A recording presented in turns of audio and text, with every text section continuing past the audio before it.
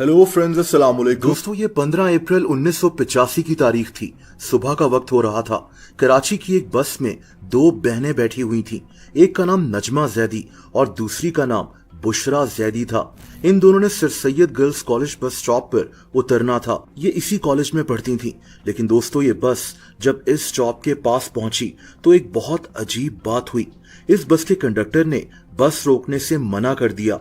इसने कहा कि बस आहिस्ता हो जाएगी और ये लड़कियां बस से छलांग लगा दें, लेकिन इस स्टॉप पर बस रोकी नहीं जाएगी। दोस्तों, असल में उस दौर में कराची में बसेस के दरमियान मुकाबलाबाजी आम बात थी।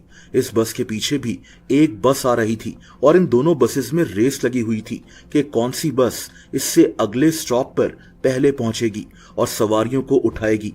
इसी रेस की वजह से बस कंडक्टर ने बस रोकने से मना कर दिया था। खैर, अब इन दोनों बहनों ने मजबूरन इस बस से छलांग लगा दी, लेकिन अफसोस कि ये बहनें इसी बस के पिछले टायर्स के नीचे आ गईं। एक कहानी ये भी है कि ये दोनों बहनें उतर ही रही थीं कि पीछे से आने वाली दूसरी बस ने इन्हें कुचल दिया था।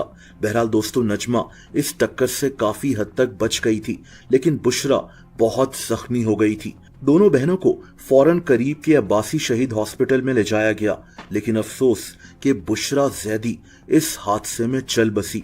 इसकी उम्र सिर्फ 20 साल थी। इन बहनों के वालिद ओमान में नौकरी करते थे। इस फैमिली के लिए ये खबर क़यामत से कम नहीं थी। दोस्तों, बुशरा की मौत की खबर सुनते ही मुख्तलिफ कॉलेज के स्टूडेंट्स इकट्ठे हो गए। इन्होंने मिलकर इस वाक़ये पर एहतजाज करना शुरू कर दिया। ये स्टूडेंट्स बहुत गुस्से में थे। इन्होंने हाथों में पत्थर उठाए हुए थे और ये बसेस पर पत्थर फेंकना शुरू हो गए। ट्रैफिक जैम हो गई। कई बसेस को नुकसान पहुंचा। हालात इतने खराब हो गए कि इस जगह पुलिस को आना पड़ा। पुलिस ने कई स्टूडेंट्स को अरेस्ट कर लिया, लेकिन तब तक बुशरा जैदी की मौत की खबर पूरे कराची में फैल चुकी थी। दोस्तों, बहुत जल्द कराची शहर के हर कोने में एहतजाज होना शुरू हो गया। गोली मार चौरंगी, नाजिमाबाद, लियाकताबाद, औरंगी, बनारस कॉलोनी, लोग बहुत गुस्से में थे। कराची शहर में कुछ देर के लिए कर्फ्यू लगा दिया गया था, लेकिन अब कराची में अफरा तफरी फैल चुकी थी। दवाइयों की, खाने की शॉर्टेज पैदा हो गई थी। तमाम तालीमी इदारों को बंद कर दिया गया था। लोग ऑफिस भी नहीं जा पा रहे थे। लेकिन दोस्तों, यहीं से इस वाकये को एक एथनिक यानी लसानी रंग भी मिलना शुरू हो गया। असल में बुशरा जैदी एक उर्दू स्पीकिंग मुहाजिर फैमिली से थी। उस दौर में कराची में उर्दू स्पीकिंग लोगों को एहसास हो रहा था कि इनके साथ ज्यादती हो रही है, इनको इनके हकूक नहीं मिल रहे। ये लोग कोटा सिस्टम से भी तंग थे। ये अपने ही शहर में गैर महफूज फील करते थे और इन सारी बातों में सच्चाई भी थी। जब आप किसी को हकूक नहीं देंगे तो फिर लोगों का गुस्सा बढ़ता जाता है।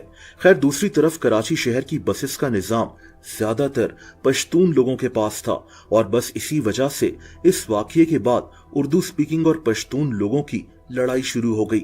अफवाह ये फैल गई थी कि उस बस का ड्राइवर पश्तून था। हालांकि ये बात सच नहीं थी, लेकिन उस दौर में अफवाहें ऐसे ही फैलती थीं। कराची शहर में ये फसादात इतने बढ़ गए कि इस वाकये के बाद 200 लोगों की जान चली गई थी।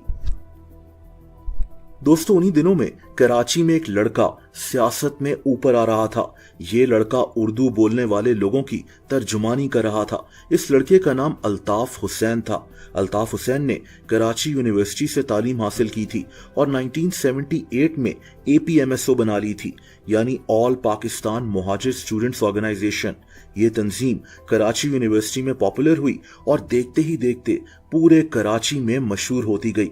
जैसा कि मैंने कहा कि कराची में उस वक्त उर्दू स्पीकिंग मुहाजिर कम्युनिटी को शिकायत थी कि इनको इनके हकूक नहीं मिल रहे।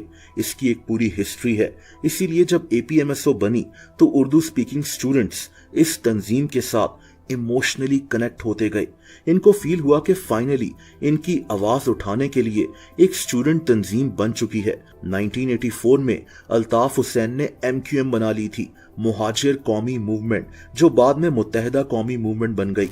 लेकिन अभी भी अल्ताफ हुसैन का नाम कराची के आम लोगों में उतना मशहूर नहीं हुआ था। लेकिन बुशरा जैदी की हादसाती मौत के बाद कराची शहर में लसानी लड़ाई शुरू हो गई तो उर्दू बोलने वाले लोगों को अल्ताफ हुसैन में अपना लीडर नजर आने लगा जो इनके लिए आवाज उठा रहा था। इसीलिए बुशरा जैदी की हादसाती मौत को कराची शहर की सियासत में एक टर्निंग पॉइंट भी कहा जाता है। इस वाकये ने कराची शहर की सियासत को बदल कर रख दिया था, जिसका असर आज तक फील किया जाता है।